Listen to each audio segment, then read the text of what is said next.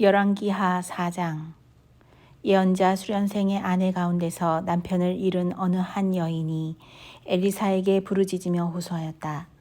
예언자님의 종인 저의 남편이 죽었습니다.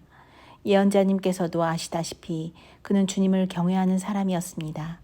그런데 빚을 준 사람이 와서 저희 두 아들을 자기의 노예로 삼으려고 데려가려 합니다. 엘리사가 그 여인에게 말하였다. 내가 어떻게 하면 도움이 되겠는지 알려주시오.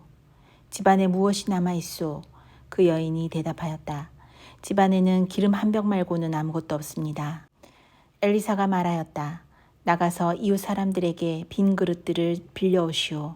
되도록 많이 빌려와서 두 아들만 데리고 집으로 들어가 문을 닫고 그 그릇마다 모두 기름을 부어서 채워지는 대로 옆으로 옮겨 놓으시오. 그 여인은 엘리사 곁을 떠나 두 아들과 함께 집으로 들어가 문을 닫고 그 아들들이 가져온 그릇에 기름을 부었다. 그릇마다 가득 차자 그 여인은 아들들에게 물었다. 그릇이 더 없느냐? 아들들은 그릇이 이제 더 없다고 대답하였다. 그러자 기름은 더 이상 나오지 않았다. 여인은 하나님의 사람에게로 가서 이 사실을 알렸다. 하나님의 사람이 그에게 말하였다. 가서 그 기름을 팔아 빚을 갚고 그 나머지는 모자의 생활비로 쓰도록 하시오.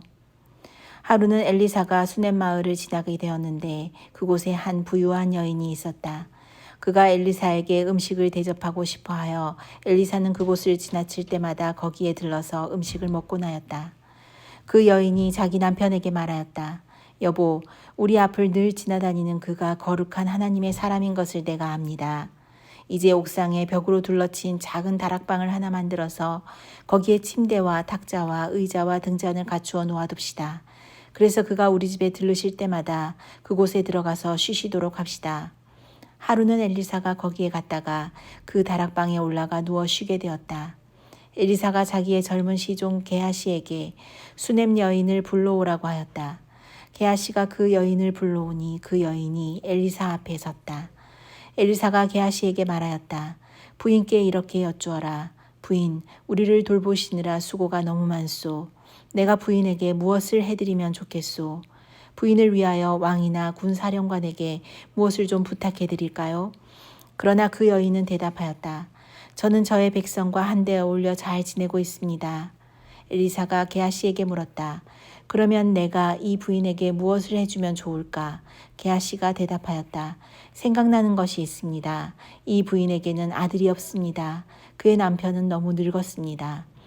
엘리사는 게하시에게 그 여인을 다시 불러오게 하였다. 게하시가 그 여인을 부르니 그 여인이 문 안에 들어섰다. 엘리사가 말하였다. 내년 이맘때가 되면 부인께서는 품에 한 아들을 안고 있을 것이오. 여인이 대답하였다. 그런 말씀하십시오, 예언자님. 하나님의 사람께서도 저 같은 사람에게 농담을 하시는 것입니까? 그러나 그 여인은 임신하였고 엘리사가 말한 대로 다음에 같은 때에 아들을 낳았다. 그 아이가 자랐는데 하루는 그 아이가 자기 아버지가 곡식 베는 사람들과 함께 곡식을 거두고 있는 곳으로 나갔다. 갑자기 그 아이가 아이고 머리야 아이고 머리야 하면서 아버지가 듣는 데서 비명을 질렀다. 그의 아버지는 함께 있는 젊은 일꾼더러 그 아이를 안아서 어머니에게 데려다 주라고 일렀다. 그 일꾼은 그 아이를 안아서 그의 어머니에게로 데리고 갔다. 그 아이는 점심때까지 어머니의 무릎에 누워 있다가 마침내 죽고 말았다. 그러자 그 여인은 옥상으로 올라가서 하나님의 사람이 눕던 침대 위에 그 아들을 눕히고 문을 닫고 나왔다. 그리고 그 여인은 남편을 불러서 이렇게 말하였다. 일꾼 한 사람과 암나귀 한 마리를 나에게 보내주십시오. 내가 얼른 하나님의 사람에게 다녀오겠습니다. 남편이 말하였다. 왜 하필 오늘 그에게 가려 하오. 오늘은 초하루도 아니고 안식일도 아니지 않소. 그러나 그의 아내는 걱정하지 말라고 대답하며 나귀의 안장을 지우고 일꾼에게 말하였다. 내가 말하기 전까지는 늦추지 말고 힘껏 달려가자. 이 여인은 곧 갈멜산에 있는 하나님의 사람에게 이르렀다. 때마침 하나님의 사람이 멀리서 그 여인을 보고 그의 시종 게하시에게 말하였다. 저기 수넴 여인이 오고 있구나. 달려가서 맞아라. 부인께 인사를 하고 바깥 어른께서도 별거 없으신지 그리고 아이도 건강한지 물어보아라. 게하시가 달려가서 문안하자 그 여인은 모두 별거 없다고 대답하였다. 그런 다음에 곧 여인은 산에 있는 하나님의 사람에게로 가서 그의 발을 꼭 껴안았다. 게하시가 그 여인을 떼어놓으려고 다가갔으나 하나님의 사람이 말리면서 말하였다. 그대로 두어라. 부인의 마음속에 무엇인가 쓰라린 괴로움이 있는 것 같구나.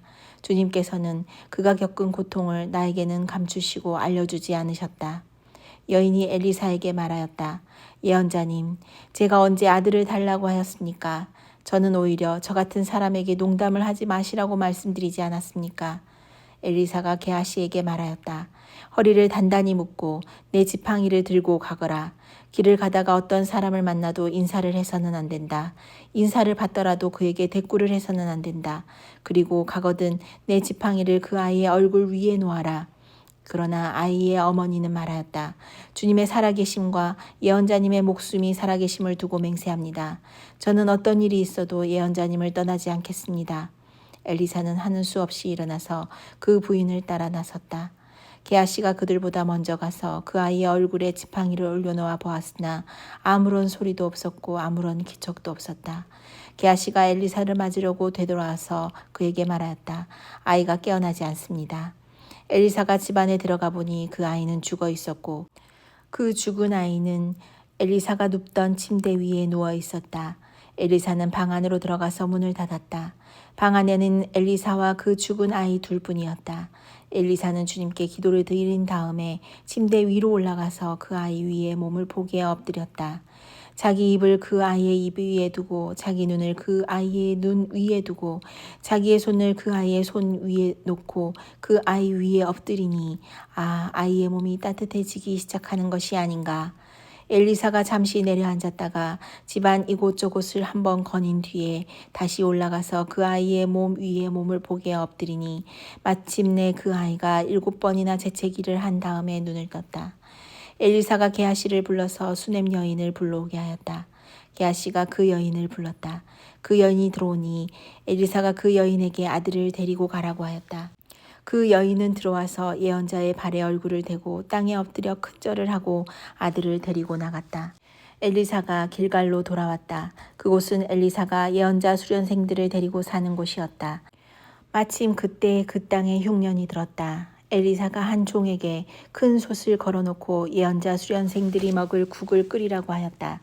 한 사람이 나무를 캐려고 들에 나갔다가 들포도 덩쿨을 발견하고서 그 덩쿨을 뜯어 옷에 가득 담아 가지고 돌아와서 그것이 무엇인지도 잘 모르는 채로 국솥에 썰어 넣었다.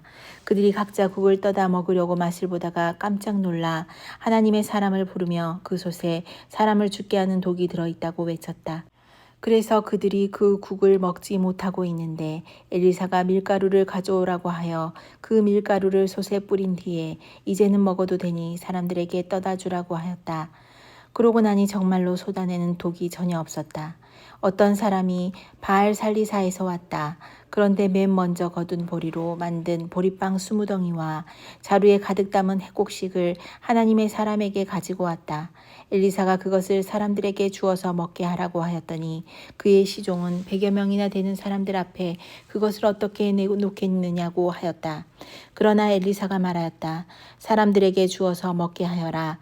주님께서 말씀하시기를 먹고도 남을 것이라고 하셨다.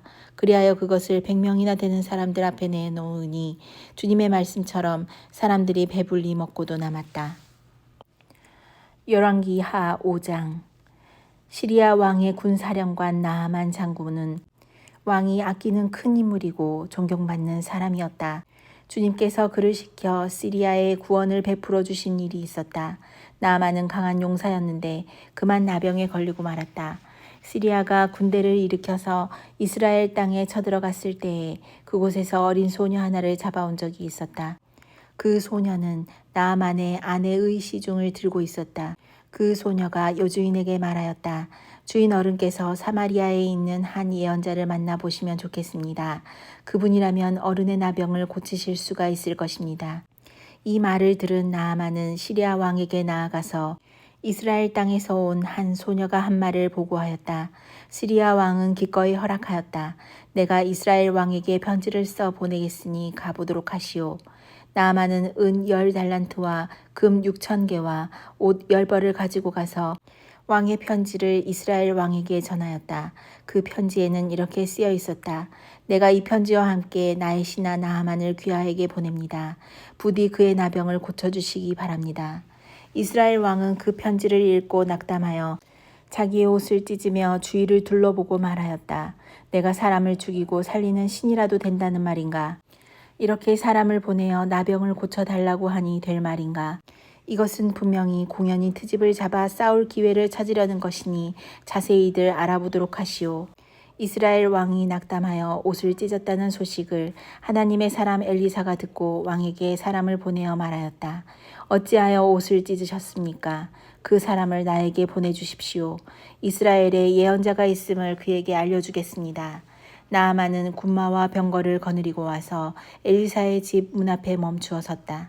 엘리사는 사환을 시켜서 나아만에게 요단강으로 가서 몸을 7번 씻으면 장군의 몸이 다시 깨끗하게 될 것이라고 말하였다.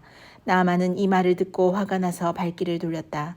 적어도 엘리사가 직접 나와서 정중히 나를 맞이하고 주 그의 하나님의 이름을 부르며 상처 위에 직접 안수하여 나병을 고쳐주어야 도리가 아닌가.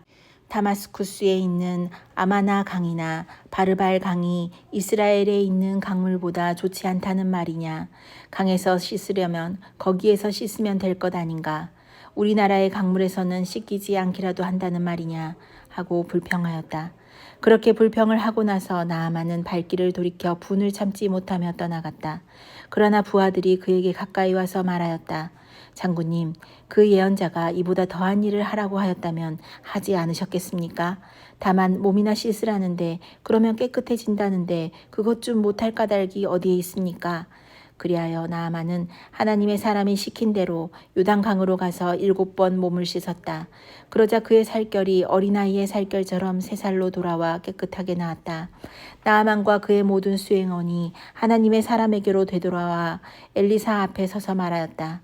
이제야 나는 온 세계에서 이스라엘 밖에는 하나님이 계시지 않다는 것을 알게 되었습니다. 부디 예언자님의 종인 제가 드리는 이 선물을 받아주십시오. 그러나 엘리사는 내가 섬기는 주님께서 살아계심을 두고 맹세하지만 나는 그것을 받을 수가 없소 하고 사양하였다. 나아만이 받아달라고 다시 권하였지만 엘리사는 끝내 거절하였다. 나아만이 말하였다. 정 그러시다면 낙이 2마리에 실을 만큼의 흙을 예언자님의 종인 저에게 주시기 바랍니다. 예언자님의 종인 저는 이제부터 주님 이외의 다른 신들에게는 번제나 희생제를 드리지 않겠습니다. 그러나 한 가지만은 예언자님의 종인 저를 주님께서 용서하여 주시기를 바랍니다. 제가 모시는 왕께서 림모노의 성전에 예배드리려고 그곳으로 들어갈 때에 그는 언제나 저의 부축을 받아야 하므로 저도 허리를 굽히고 림모노의 성전에 들어가야 합니다. 그러므로 제가 림모노의 성전에서 허리를 굽힐 때에 주님께서 이 일 때문에 예언자님의 종인 저를 벌하지 마시고 용서해 주시기를 바랍니다. 그러자 엘리사가 나아만에게 말하였다. 좋소, 안심하고 돌아가시오. 이렇게 하여 나아만은 엘리사를 떠나 얼마쯤 길을 갔다. 그때 하나님의 사람 엘리사의 시종인 게하시가 이런 생각을 하였다. 나의 주인께서는 이 시리아 사람 나아만이 가져와 손수 바친 것을 받지 않으셨구나. 주님께서 살아계심을 두고 맹세하지만 내가 그를 뒤쫓아가서 무엇이든 좀 얻어와야 하겠다. 그래서 게하시는 곧 나아만을 뒤쫓아 달려갔다. 나아만은 자기 일을 뒤쫓아 달려오는 사람을 보고 그를 맞이하려고 수레에서 내려 별일 없지요? 하고 물었다. 게하시가 대답하였다. 별일은 없습니다만 지금 주인께서 나를 보내시면서 방금 에브라임 산지에서 예언자 수련생 가운데서 2 젊은이가 왔는데 그에게 은 1달란트와 옷 2벌을 주면 좋겠다고 말씀하셨습니다. 그러자 나아만은 드리다뿐이겠습니까? 2달란트를 드리겠습니다. 하고 게하시를 관곤하여 은 2달란트를 2자리에 넣고 옷 2벌을 꺼내어서 2 부하에게 주어 게하시 앞에 메고 가게 하였다. 언덕에 이르자 게하시는 그들의 손에서 그것을 받아 집안에 들여놓고 그 사람들을 돌려보냈다. 그리고 그가 들어가서 주인 앞에 서자 엘리사가 그에게 물었다. 게하시야, 어디를 갔다 오는 길이냐? 그러자 그는 예언자님의 종인 저는 아무데도 가지 않았습니다. 하고 말하였다. 그러나 엘리사는 게하시에게 이렇게 말하였다. 어떤 사람이 너를 만나려고 수레에서 내릴 때에 내 마음이 너와 함께 거기에 가 있지 않은 줄 알았느냐. 지금이 은을 받고 옷을 받고 올리브 기름과 포도나무와 양과 소와 남녀 종을 취할 때냐. 그러므로 나아만의 나병이 내게로 옮아갈 것이고 내 자손도 영원히 그 병을 앓을 것이다. 게하시가 엘리사에게 물러나오니 나병에 걸려 피부가 눈처럼 하얗게 되었다.